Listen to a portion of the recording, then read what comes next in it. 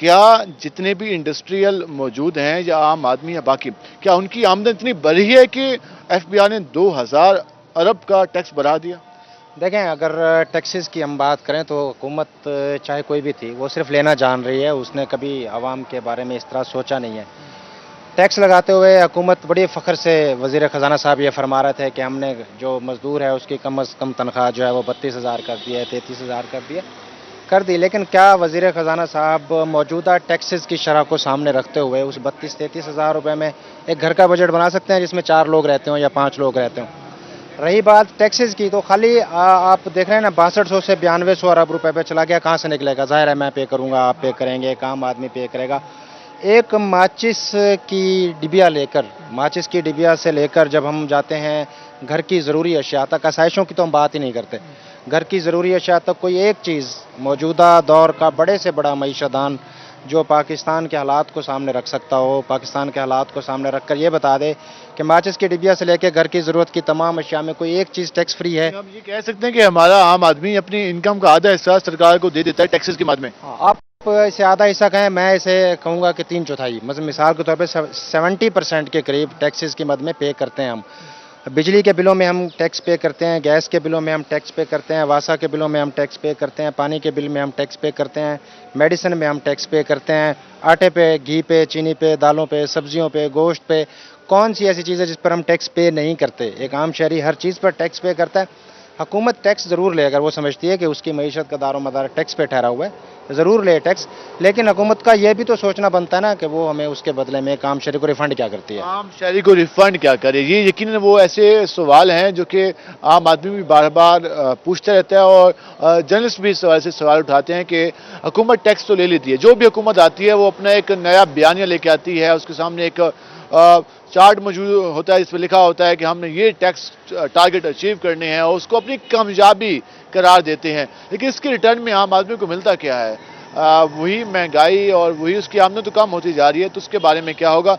अब हम इसके बाद जाएंगे एक्साइज डिपार्टमेंट, उसके बाद एफबीआई जाएंगे और वहाँ जो टैक्स का निज़ाम है, किस तरीके से कलेक्ट करते हैं वो टैक्स, और उसके रिटर्न में जो आमदन एक्साइज डिपार्टमेंट को हासिल होती है या रिकवरी हासिल होती है और जो एफबीआई को हासिल होती है, उसके रिटर्न में वो को आवाम को क्या दे सकते हैं, या फिर जो पैसे यहाँ से सरकार के खजाने में जाते हैं तो क्या वो आवाम पे खर्च भी हो पाते हैं? ये सारी बातें लेकर हम एक्साइज डिपार्टमेंट जाएंगे। नाज़रीन, जिस तरह आज हम बात करें टैक्स कलेक्शन के हवाले से, हुकूमत की जानिब से जब भी हर साल बजट पेश किया जाता है तो मुख्तलिफ डिपार्टमेंट्स के ज़िम्मे जो टैक्स के हवाले से टारगेट्स होते हैं वो भी दिए जाते हैं और यकीनन जो टैक्स कलेक्ट होता है उसके बदले में ही हुकूमत शहरियों को सर्विसेज भी फराहम करती है, जिनमें रोड्स के हवाले से, उसके अलावा एजुकेशन, हेल्थ सिस्टम और दीगर जो हमारे यहाँ इदारे काम कर रहे हैं। आज हम एक्साइज ऑफिस पहुंचे हैं। एक्साइज का भी टैक्स कलेक्शन में काफ़ी अहम किरदार है। पंजाब भर में तमाम अजला में इस हवाले से दफातर भी कायम किए गए हैं और जो पंजाब लेवल के में टैक्स के हवाले से कलेक्शन है वो एक्साइज डिपार्टमेंट करता है। वफाक के हवाले से हमें मालूम है कि एफबीआई ये जिम्मेदारी संभालता है। तो आज हम मुल्तान जो डिवीज़न है उसके हवाले से बात करेंगे। मुल्तान डिवीज़न में रिकवरी की क्या सूरत हाल रही, टैक्स कलेक्शन के हवाले से जो टारगेट्स है किस हद तक पूरे हो सके, शहरियों का रद्द-ए-अमल क्या होता है इस मामले पर, और इसके अलावा जो टैक्स के मुख्तलिफ कलेक्शन की कैटेगरीज हैं जिनमें व्हीकल्स के हवाले से बात करें टोकन टैक्स है और property tax, professional tax, highway के हवाले से जो बाकी बिल्डिंग्स हैं, इस पर सारी तफसीलन बात होगी। इस पर बात करने के लिए हमारे साथ मौजूद हैं director excise Multan division Iftikhar Ahmed साहब। तो हम उनसे जानते हैं कि वो इसके हवाले से क्या कहते हैं। सर, सबसे पहले बताइएगा कि जो माली साल गुजरा है हमारा 2022-23, इसमें जो टैक्स टारगेट आपको दिए गए थे वो किस हद तक पूरे किए गए हैं और किस हद तक आपके डिपार्टमेंट ने कोशिश की जो टारगेट है उसको अचीव किया जा सके? जी ऐसा अल्लाह का शुक्र है कि अभी क्योंकि फाइनेंशियल ईयर अभी क्लोज होने वाला है, कुछ दिन बाकी हैं, तो हम 90% से तो हम इस महीने के बिल्कुल शुरू में क्रॉस कर गए थे। तो अब हम अराउंड 94-95 के करीब हैं। तो डिपार्टमेंट ने हमें जो है बड़ा स्ट्रिक्ट ये टारगेट दिया हुआ है कि हमने 100% पे जाना है, जिसकी हम सरतोड़ कोशिश कर रहे हैं। तो आपको पता ही है कि हमारे लोग रोड्स के ऊपर होते हैं, रोड में गाड़ियों की चेकिंग करते हैं, फिर प्रॉपर्टी जो है उनको देख रहे हैं कि जो अभी डिफ़ॉल्ट कर रहे हैं लोग, अगर किसी के साथ कोई वर्ष मेजर करनी पड़ती है, कोई सील करनी पड़ती है, तो वो भी वो कर रहे हैं टू इंश्योर कि हम 100% पे। टारगेट मिला कितना था? टारगेट हमें मुल्तान को सर कोई तकरीबन 2.25 बिलियन मिला था, तो हम अब तकरीबन 2.5 से ऊपर हैं, 2.5 बिलियन से हम ऊपर चले गए हैं। आपको उम्मीद है कि जो अभी 7, 8, 9 दिन रहते हैं उसमें जो टारगेट है उसको मीट कर लिया जाएगा? जी इंशाल्लाह। उसकी एक वजह ये भी होती है कि नॉर्मली जो टैक्स पेयर हैं, बल्कि एज ए नेशन आपको पता है कि हम लोग ना आखिरी दिनों में पेमेंट्स लाते हैं ज़्यादा, तो नोटिसिंग तो हो चुकी है और जो यूजुअल पैटर्न है वो यही होता है कि आखिरी जो 5-7 दिन होते हैं उसमें बहुत ज़्यादा हमारे जो टैक्स पेयर हैं वो आते हैं। तो इसमें यह है कि जो नए यूनिट आते हैं वो भी बाज़ औक़ात ये भी शिकायत आती है कि नए यूनिट ऐड करने में भी कई चीज़ें रह जाती हैं, तो इस हवाले से क्या अहकाम होते हैं? फर्स्ट के किसी भी एरिया में कोई शॉप बनती है, कोई नए यूनिट आते हैं, तो उसको किस तरह टैक्स नेट में लाया जाता है? जी वो हम तकरीबन एक होता है क्वार्टरली सर्वे हम उसको कहते हैं, या हाफ ईयरली सर्वे। तो एक साल में 2 दफ़ा जो है वो हम निकलते हैं बाहर और प्रॉपर्टीज़ को नोट करते हैं, बल्कि ये बिल आप कहेंगे कंटिन्यूस प्रोसेस ही होता है, बट साल में 2 दफ़ा हम उसको फैक्ट दे सकते हैं। तो ये हम करते रहते हैं साथ साथ, और आई होप सो कि जो अर्बन एरियाज़ हैं वहाँ तो हम अफोर्ड नहीं कर पाते कि हम हमारे के बंदे को बड़ा यूनिट छोड़ दें। हाँ छोटा मोटा कोई ओमिशन हो सकती है, कोई 6 मरले का घर रह गया है या कोई छोटी मोटी कहीं दुकान रह गई है, बट बड़े यूनिट्स हैं वो तो हम कहते हैं आपको भी इनवाइट करते हैं। को आज ये भी शिकायत आती है कि जो आम जो 5 मरले से ज़्यादा का घर हो उस पे तो एक्साइज वाले आते हैं, ताला भी लगा जाते हैं, सील भी लगा जाते हैं। जो लग्जरी घर होते हैं उनको बाकायदा नोटिस दिया जाता है, फिर इंतज़ार किया जाता है, उनको बुलाया जाता है, उनको कहा जाता है कि भाईजान आप मेहरबानी करें।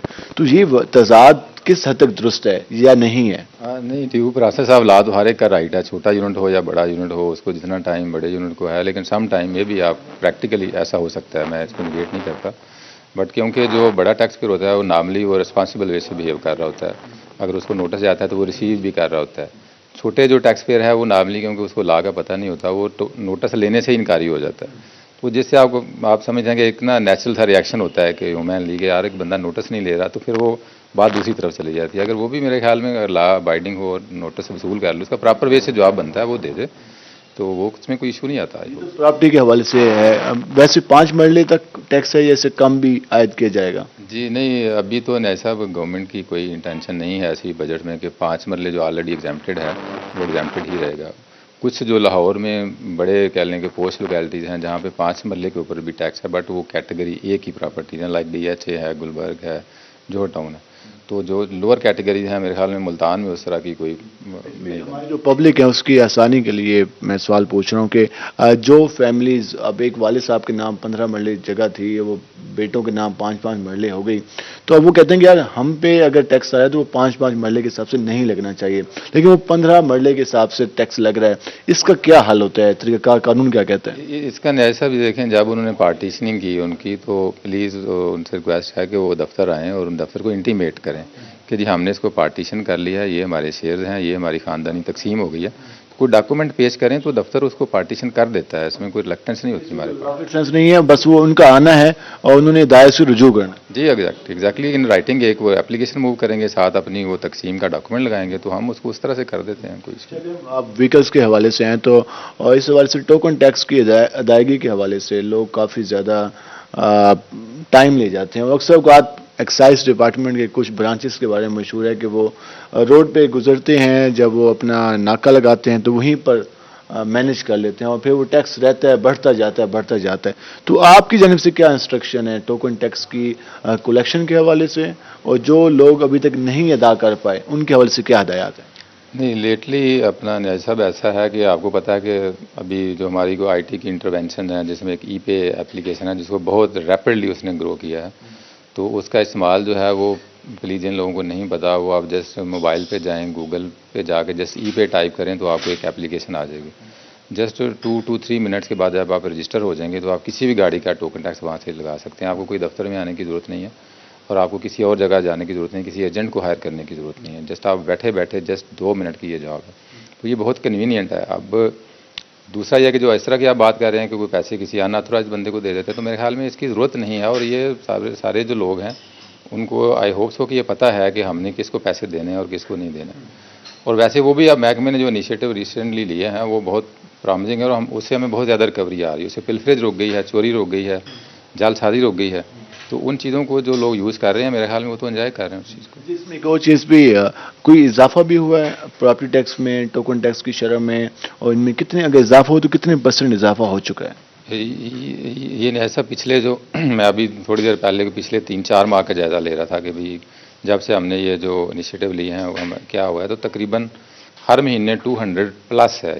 इनकी इस 200 से भी ज़्यादा हमें इसमें ग्रोथ मिली है ड्यू टू ई पे कि अब वो रेवेन्यू लीक नहीं हो रहा, वो रैपिड है, वो आसान है, कन्वीनियंट है, किसी को जाना नहीं पड़ रहा।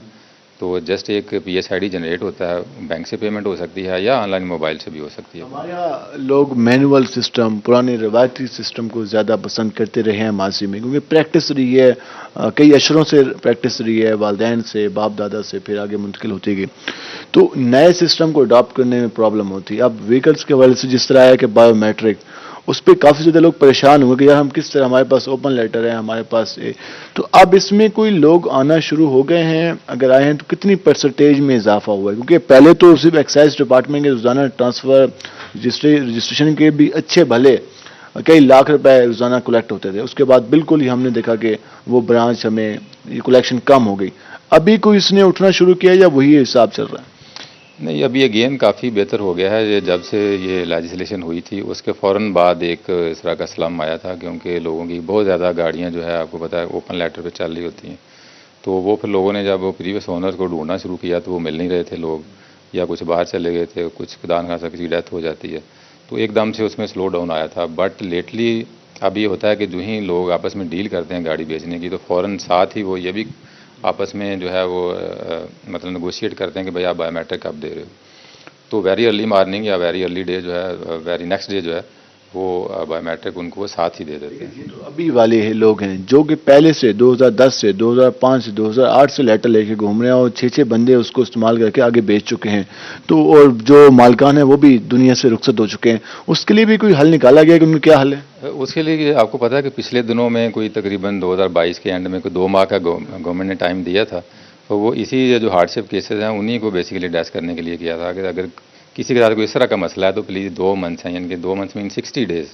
तो ये 60 डेज़ की एक विंडो दी थी गवर्नमेंट ने कि भाई आप इसमें कोई इस तरह का केस है तो प्लीज़ आप करवा लें।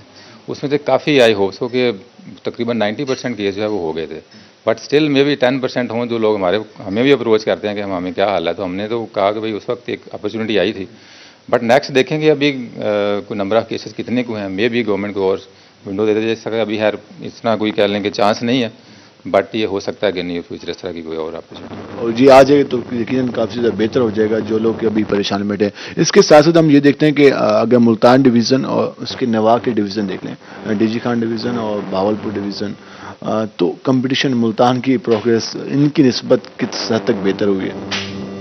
जी, मुल्तान में डेफिनेटली एक बड़ा शहर है, बहावलपुर से भी और डीजी खान से भी।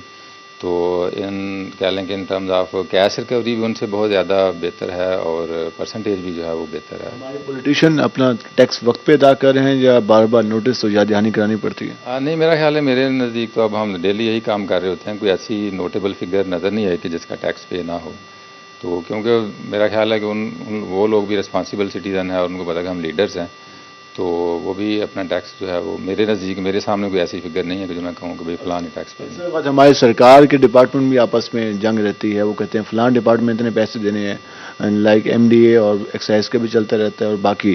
तो जी सरकारी इदारों के दरमियान जो टैक्स के हवाले से, अदायगियों के हवाले से, बकाया जात के हवाले से, तो इसको किस तरह से देखा जाए? क्योंकि आम पब्लिक के लिए तो वो चंद हज़ार रुपये ही उसके लिए मुश्किल बन जाते हैं, लेकिन सरकारी इदारों पर कार्रवाई करना आपके लिए मुश्किल हो जाता है क्योंकि वो भी सरकारी इदारा, आप भी सरकारी इदारा।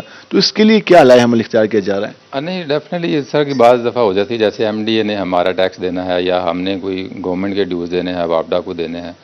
तो पहली बात है कि गवर्नमेंट्स में थोड़ा सा और तरह का माहौल होता है कि जो कोर्सिव मेजर्स हैं वो इतनी